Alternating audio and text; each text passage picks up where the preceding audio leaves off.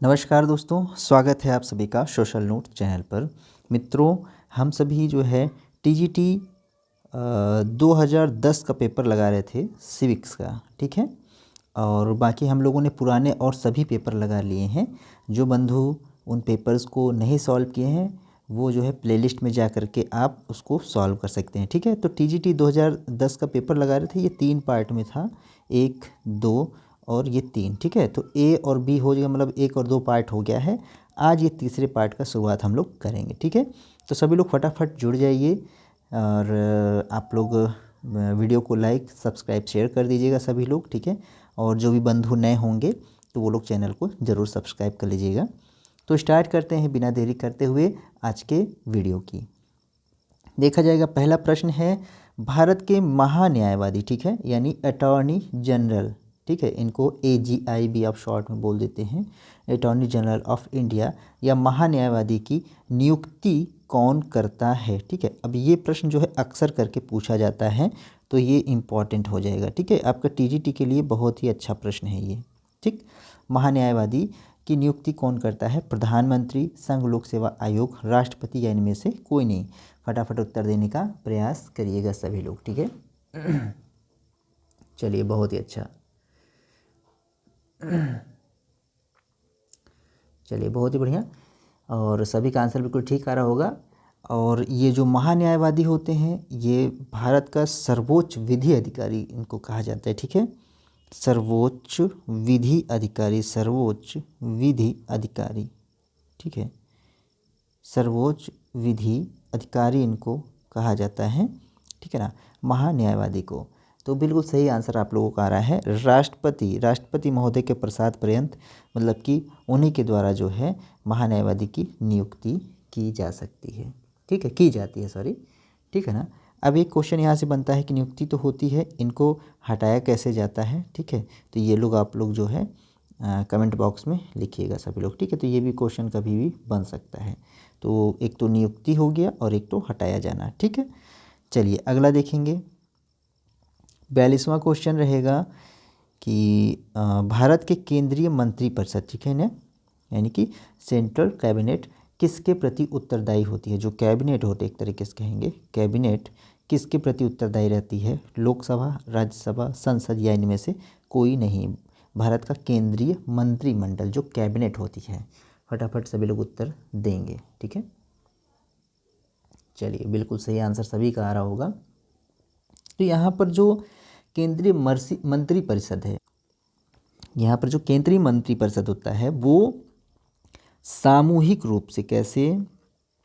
सामूहिक रूप से, सामूहिक रूप से का मतलब है कि सभी लोग, सामूहिक रूप का मतलब है सभी लोग आ जाएंगे उसमें, ठीक है ना, सभी लोग आ जाएंगे। सामूहिक रूप से वो लोकसभा के प्रति जो है उत्तरदायी होता है। ऑप्शन यहाँ पर ए राइट हो जाएगा। CB का आंसर बिल्कुल ठीक आ रहा होगा। अब देखा जाएगा अगला प्रश्न, और ये भी अच्छा प्रश्न है, इंपॉर्टेंट क्वेश्चन ये भी है, पूछा जाता है, पूछे जाने की हमेशा संभावना भी होती है, ठीक। अगला देखेंगे।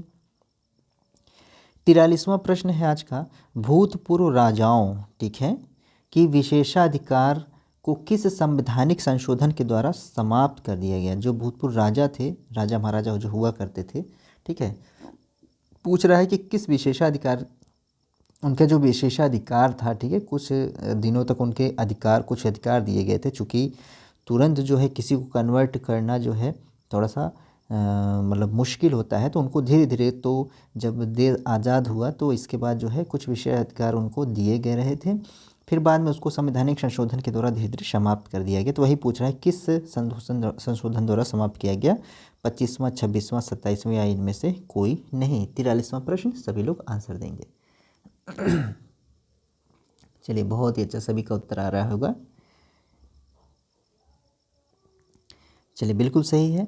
तो यहाँ पर 26वां संविधान संशोधन जो था, 26वां संविधान संशोधन 1971 के द्वारा, ठीक है ना, 26वां संविधान संशोधन 1971 के द्वारा जो है, उसके तहत जो भूतपूर्व राजा थे उनके विशेषाधिकार, ठीक है, उनके उपाधियों, ठीक है ना, उनके उपाधियों और उनके प्रीवी पर्स जो भी, मतलब कि पर्सनल जो भी उनके कानून वगैरह थे, प्रीवी पर्स, उन सबको जो है क्या किया गया, समाप्त कर दिया गया। ठीक है ना, तो इस प्रकार से यहाँ पर ऑप्शन सी राइट हो जाएगा। ठीक है, ऑप्शन बी राइट हो जाएगा, बी है ये, सी नहीं। ठीक है, तो अच्छे से देखिएगा, ध्यान से देखिएगा, ये अच्छा प्रश्न है, इंपॉर्टेंट क्वेश्चन है। अगला देखिएगा और बताइएगा। 44वां प्रश्न है, भारत के उपराष्ट्रपति, ठीक है, यानी कि वाइस प्रेसिडेंट का कार्यकाल कितने वर्ष का होता है? 3, 4, 5, 6। इसमें कोई बताने वाली बात नहीं, फटाक से आंसर सभी लोग दे देंगे। चलिए, तो यहाँ पर बिल्कुल सही है। तो यहाँ पर उपराष्ट्रपति कार्यकाल कितने वर्ष का होता है? 5 वर्ष का। ठीक है, ऑप्शन यहाँ पर सी राइट हो जाएगा। अगला देखेंगे, 45वां प्रश्न है, हमारे देश में किसी राज्य की कार्यपालिका, कह रहा है किसी राज्य की कार्यपालिका, राज्य की बोल रहा है, कार्यपालिका की शक्ति का प्रधान कौन होता है? मुख्यमंत्री, कैबिनेट मंत्री, राज्यपाल या मुख्य सचिव? सभी लोग आंसर देने का प्रयास करिएगा। कह रहा है हमारे देश के किसी भी राज्य की कार्यपालिका जो होती है उसका शक्ति प्रधान, कार्यपालिका की शक्ति का प्रधान कौन होता है? जैसे भारत में कार्यपालिका की शक्ति का प्रधान कौन है, और यहाँ पर पूछ रहा है राज्य की कार्यपालिका की शक्ति का प्रधान कौन होता है।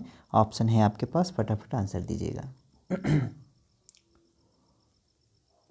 चलिए, बिल्कुल सही आंसर आ रहा है आप सभी का। तो यहाँ पर राज्यपाल महोदय, ठीक है ना, ऑप्शन सी राइट हो जाएगा। तो राज्यपाल जो है कार्यपालिका शक्ति का प्रधान होता है। कहाँ की? राज्य की, किसी भी राज्य के कार्यपालिका शक्ति का प्रधान कौन होगा?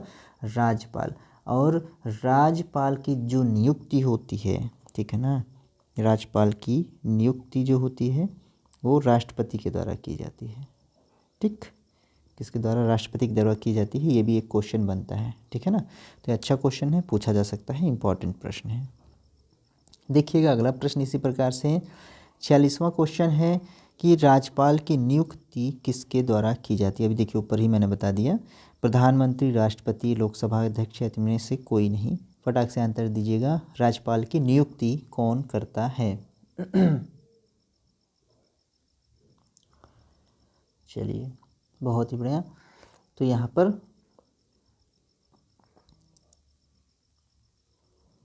चलिए, बहुत ही अच्छा। तो यहाँ पर राज्यपाल की नियुक्ति जो है राष्ट्रपति के द्वारा की जाती है। ऑप्शन यहाँ पर बी राइट हो जाएगा, ठीक है ना।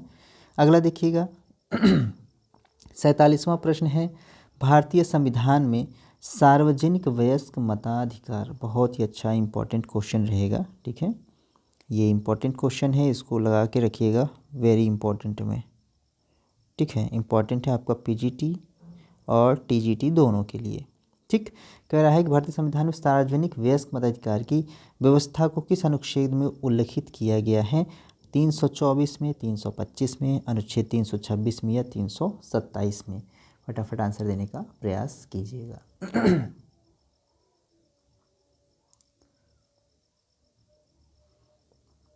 चलिए, बहुत ही अच्छा सभी का आंसर आ रहा है,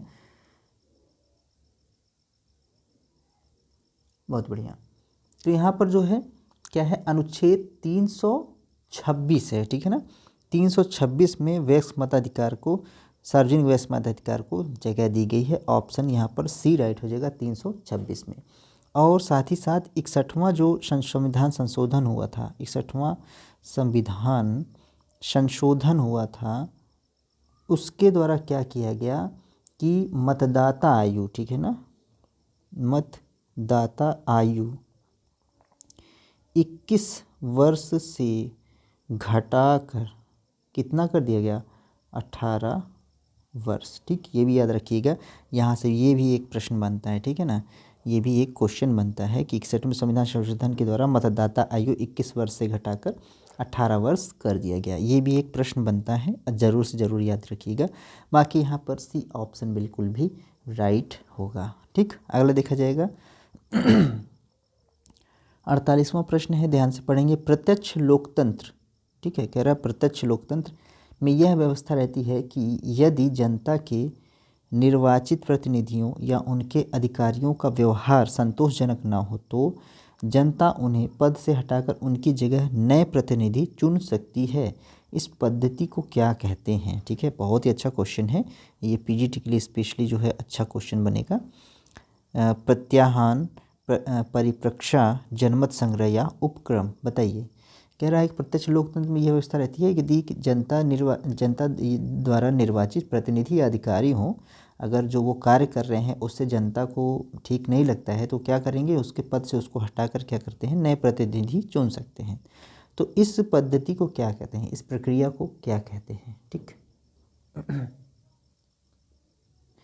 बिल्कुल सही है। तो यहाँ पर ऑप्शन ए बिल्कुल राइट हो जाएगा, प्रत्याह्वान। ठीक है ना, प्रत्याह्वान इसको कहते हैं। ऑप्शन ए बिल्कुल यहाँ पर राइट हो जाएगा। याद रखिएगा, अब ये सब टर्म्स हैं, प्रत्याह्वान, ठीक है ना, प्रत्याह्वान, ये याद रखेंगे क्योंकि ये पूछे जाने की संभावना है, बिल्कुल फैक्ट है, ध्यान रखिएगा। अगला देखेंगे 49वां प्रश्न है, सन 1909 का एक्ट, ठीक है, जब आप क्या कहते हैं कि भारतीय संविधान का विकास पढ़ेंगे, ठीक है ना, भारतीय संविधान का विकास पढ़ेंगे तो उस समय ये बातें सबको आपको पढ़नी रहेंगी। संविधान का विकास पढ़िएगा जब, तो वहाँ पर जो 1600 का चार्टर एक्ट होता है, 1600 ईस्वी का चार्टर एक्ट होता है रानी एलिजाबेथ का, वहाँ से शुरुआत होती है और ये आपका 1935 तक के अधिनियम, यानी 1600 ईस्वी से स्टार्ट होती है और 1935 तक का अधिनियम जो है, 1935 का अधिनियम है, वहाँ तक चलता है ये भारतीय संविधान का विकास। तो उस दिशा में यहाँ से क्वेश्चन बनते ही एक दो प्रश्न यहाँ से मिल जाएंगे, तो पढ़िएगा थोड़ा सा। कह रहा है 1909 का एक्ट दूसरे किस नाम से पुकारा जाता है? राज्यसभा सुधार बिल, मार्लिमेंटो सुधार, होम रूल बिल या मॉन्टेग्यू बिल। मॉन्टेग्यू और एक थे चेम्सफोर्ड भी, इनको लिख सकते हैं, मॉन्टेग्यू चेम्सफोर्ड बिल, ठीक है ना। अब इसमें एक 1909 और एक 1919, अब इन्हीं दोनों में ये लोग शामिल हैं क्योंकि 1909 का अधिनियम और 1919 का अधिनियम के साथ साथ इनको और भी नाम दिया जाता है। 49वां प्रश्न, अच्छा क्वेश्चन, ठीक है। अभी ये सब जो है याद रहना चाहिए। बिल्कुल सही आंसर आ रहा है। तो जो 1909 का एक्ट है इसको मार्लिमेंटो सुधार भी बोलते हैं, ठीक है, मार्लिमेंटो सुधार भी कहते हैं। और जो 1919 का अधिनियम है इसको मॉन्टेग्यू चेम्सफोर्ड अधिनियम भी कहा जाता है, ठीक है ना। ये दोनों याद रखिएगा, ये पूछ लिया है, ये पूछे जाने की संभावना रहेगी। ये अच्छा क्वेश्चन है, याद रखिएगा इसको, इम्पॉर्टेंट है। तो इस प्रकार से यहाँ पर ऑप्शन यहाँ पर बी राइट हो जाएगा। 1909 को मार्लिमेंटो सुधार भी कहा जाता है और 1919 को मॉन्टेग्यू चेम्सफोर्ड भी कहा जाता है, ठीक है। मॉन्टेग्यू चेम्सफोर्ड जो है सुधार या जो है अधिनियम कहा जाता है, ठीक है। अगला देखेंगे 50वां प्रश्न है, 1688 की हुई गौरवपूर्ण क्रांति, ठीक है। अब ये सब आपको बिल्कुल ये सब रटा होना चाहिए। अगर आप सिविक्स के स्टूडेंट हैं या पॉलिटिकल साइंस के स्टूडेंट हैं तो आपको ये सब रटा होना चाहिए कि गौरवपूर्ण क्रांति का संबंध इनमें से किस देश से था? France, America, Germany, England. ये तो देखते ही फटाक से आपको लगा देना चाहिए, ठीक है। तो बिल्कुल सही आंसर आ रहा होगा आप सभी का कि गौरवपूर्ण क्रांति जो है उसका संबंध इंग्लैंड से था, यानी कि ऑप्शन यहाँ पर डी राइट हो जाएगा, ठीक है ना। ऑप्शन यहाँ पर डी राइट हो जाएगा। उस समय क्या था कि वहाँ पर जो अव्यवस्था फैली हुई थी और उसमें वहाँ पर उस समय ये 1688 का समय था, ठीक है, 1688 का समय था। उस समय जो राजा था वहाँ राजा था जेम्स द्वितीय, ठीक है ना, जेम्स द्वितीय। बिल्कुल तानाशाही उसकी जो है चरम पर थी, इसलिए अव्यवस्था थी। तो उसी समय क्या होता है, गौरवपूर्ण क्रांति का उदय होता है जो कि इंग्लैंड में होता है, ठीक है ना। तो ऑप्शन डी राइट हो जाएगा। इसको पढ़ेंगे मैकेनिज्म इसका तो आपको ज़्यादा समझ में आएगा, ठीक। यहाँ पर ऑप्शन डी राइट लगाइएगा। अगला देखेंगे 51वां प्रश्न होगा, गीता रहस्य, ठीक है। ये क्वेश्चन कई बार पूछा हुआ है इसलिए आप लोग इसको और अच्छे से लगाइएगा। गीता रहस्य पुस्तक के लेखक का नाम है। अब ये इंडियन पॉलिटिकल थिंकर में से हैं, ठीक है ना, और कई बार पूछता है ये। रविन्द्रनाथ टैगोर, महर्षि अरविंद, महात्मा गांधी, बीजी तिलक, यानी कि बाल गंगाधर तिलक। फटाफट आंसर दीजिएगा। गीता रहस्य पुस्तक के लेखक का नाम पूछ रहा है।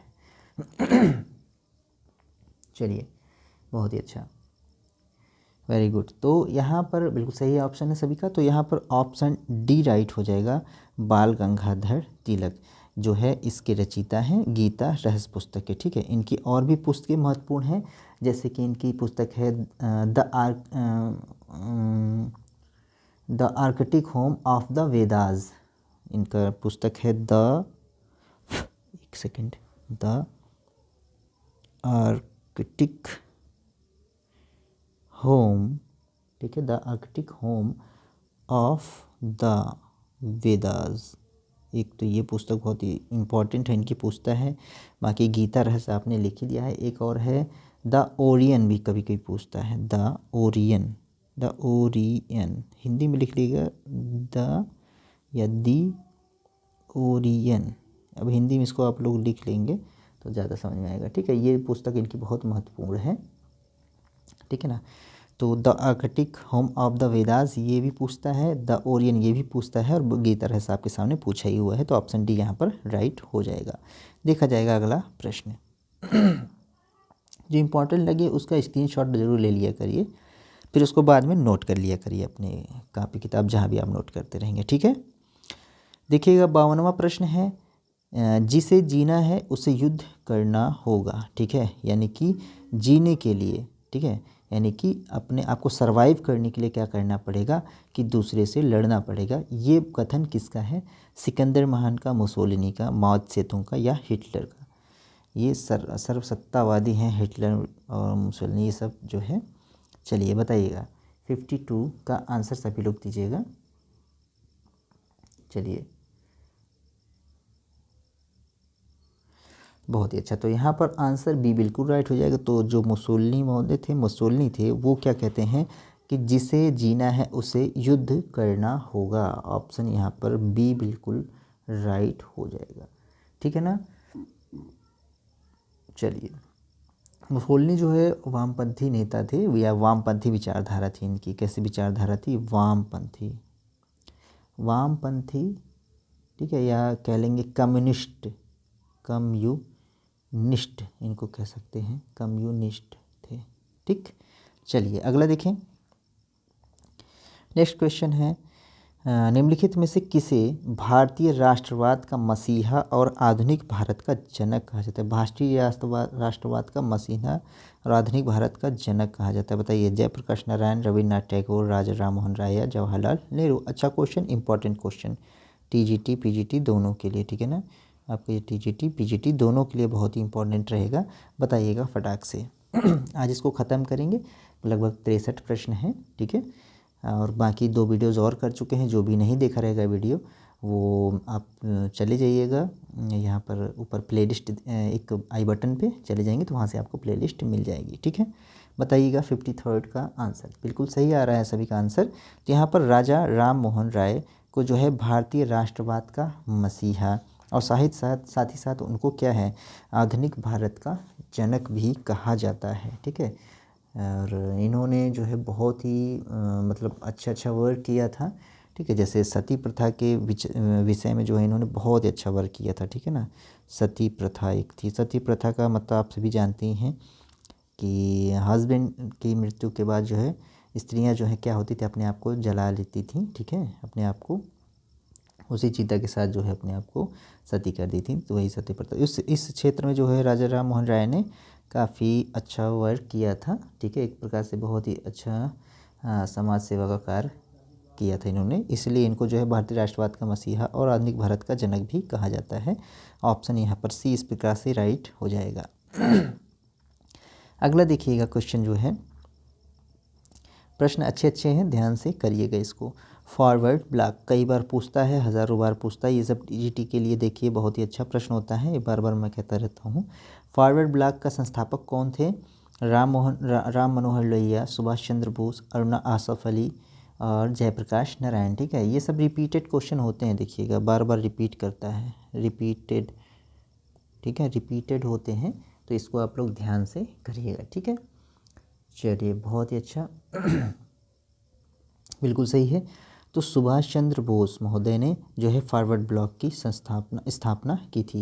इन्हीं का नारा था, तुम मुझे खून दो, तुम मुझे खून दो, मैं तुम्हें आज़ादी दूंगा, ठीक है। तुम मुझे खून दो, मैं तुम्हें आज़ादी दूंगा, ये भी पूछता है कौन बोला है, तो ये सुभाष चंद्र बोस का नारा है। ऑप्शन यहाँ पर 20 प्रकार से राइट हो जाएगा। थोड़ा फटाफट कर रहे हैं वीडियो ताकि आप लोग को जैसे ऑड ना लगे और फटाक से क्वेश्चन ख़त्म हो जाए। 55वां प्रश्न है आपके सामने, महात्मा गांधी अपना राजनीतिक गुरु स्वीकार किया था किसको? महात्मा गांधी ने अपना राजनीतिक गुरु किसको स्वीकार किया? अब ये क्वेश्चन जो है इंडियन पॉलिटिकल थिंकर में महात्मा गांधी के तरफ से है, तो और ये बहुत ही अच्छा क्वेश्चन है और ये भी रिपीट होता है, ठीक है। अब ये जो हम लिखते हैं ना, आप लोग इसको रिपीट का मतलब है कि लिख लीजिएगा, क्योंकि बार बार ये प्रश्न पूछा जाता है। फिरोज शाह मेहता, दादा भाई नौरोजी, रविन्द्रनाथ टैगोर या गोपाल कृष्ण गोखले? चलिए बताइएगा। बहुत ही अच्छा,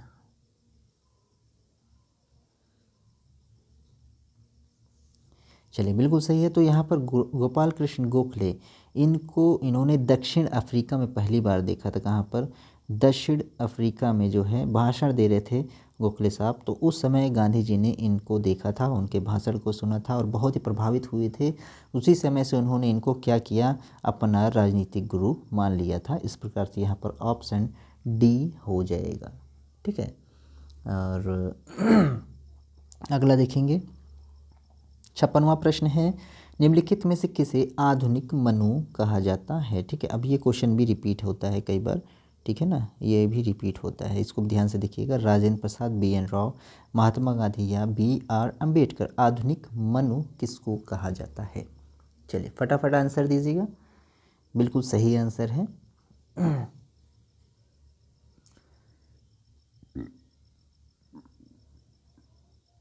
बिल्कुल सही है। यहाँ पर BR Ambedkar, doctor BR Ambedkar को आधुनिक मनु कहा जाता है। ऑप्शन यहाँ पर डी राइट हो जाएगा। इन्होंने ही संविधान के निर्माण में जो है वास्तविक भूमिका जो है इनका बहुत ही बड़ा हाथ रहा था, ठीक है, इसलिए इनको क्या कहा जाता है, आधुनिक मनु भी कहा जाता है, ठीक है। अगला देखेंगे 57वां, मैं ही राज्य हूँ। अब ये क्वेश्चन देखिए, ये जैसे मिलाते हैं आप, मिलान में भी आता है ये क्वेश्चन, ठीक है। मैं ही राज्य हूँ एक तरफ दे देता है कथन, एक तरफ दे देता है आपके थिंकर्स को मिलाना होता है। जेम्स प्रथम, रॉबर्ट फिल्मर, 14वां लुई 14 या पोप प्रथम? फटाक से दीजिएगा। मैं ही राज्य हूँ, ठीक। ये इंग्लैंड के राजा हैं, मतलब मैं ही राज्य हूँ का मतलब कि बिल्कुल जो है सर्वसत्तात्मक बात कर रहा है, ठीक है ना, मतलब कि क्या कहते हैं कि फांसीवादी बात करते हैं, एक तरीके से कह सकते हैं, ठीक है। 57वां प्रश्न है, फटाफट बताइएगा। बिल्कुल सही है। तो यहाँ पर लुई 14 जो थे, लुई 14वें, इन्होंने जो है क्या कहा कि मैं ही राज्य हूँ, ठीक। चलिए, और ये फ्रांस के जो है शासक थे, कहाँ पर? फ्रांस के, ठीक है ना, फ्रांस के शासक थे। चलिए अगला देखा जाएगा, यहाँ पर ऑप्शन सी सभी लोग राइट लगा लेंगे। अगला देखेंगे, 58वां प्रश्न है, अंतर्राष्ट्रीय न्यायालय का मुख्यालय पूछ रहा है। अब ये सब देखिए TGT में इसी टाइप का पूछता है, ठीक है। TGT में बिल्कुल फैक्ट पूछता है। अंतर्राष्ट्रीय न्यायालय का मुख्यालय पूछ रहा है, New York, Washington, the Hague, San Francisco. अब ये सब हमेशा क्या होता है, रिपीट होता है, कोई नए क्वेश्चन नहीं बनते यहाँ से, इसलिए आपको ये सब ध्यान से पढ़ना है, इससे ज़्यादा कुछ पूछा नहीं जाता है, ठीक है। चलिए, तो बिल्कुल सही है, अंतर्राष्ट्रीय का मुख्यालय कहाँ है, तो ये है द हेग में। ऑप्शन यहाँ पर सी राइट हो जाएगा। अंतर्राष्ट्रीय न्यायालय की स्थापना कब होती है? फटाफट इस जो है आप लोग लिखिएगा कमेंट बॉक्स में, इसकी स्थापना कब होती है, ये सब आपको कमेंट में लिखना है, कब होती है, ठीक है। कमेंट में लिखिएगा सभी लोग, कमेंट, ठीक है, कमेंट में लिखिएगा। अगला देखेंगे 59वां क्वेश्चन है, संयुक्त राष्ट्र संघ UNO यानी कि, ठीक है ना, UNO यूनाइटेड नेशन ऑर्गेनाइजेशन के किस सदस्यों को विशेषाधिकार या वीटो शक्ति प्राप्त नहीं है, पूछ रहा है। अच्छा क्वेश्चन, इंपॉर्टेंट क्वेश्चन, ठीक है, वेरी इंपॉर्टेंट क्वेश्चन। चीन, रूस, जर्मनी, ब्रिटेन, किस सदस्य को, जो UNO को जो सदस्य देश हैं उनमें से किस सदस्य को निषेधाधिकार का यानी वीटो की विशेषाधिकार यानी कि वीटो शक्ति प्राप्त नहीं है, बताइए।